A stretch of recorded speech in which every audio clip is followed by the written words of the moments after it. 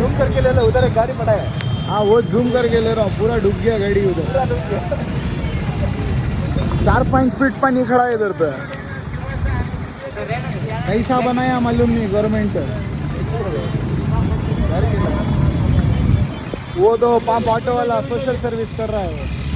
नहीं उसको डूब गया। ऑटो डूब के निकल के ढकेल के आए थे, वो भी एज वाला आदमी। ऐसा बारिश पड़ रहा है क्या बोलना।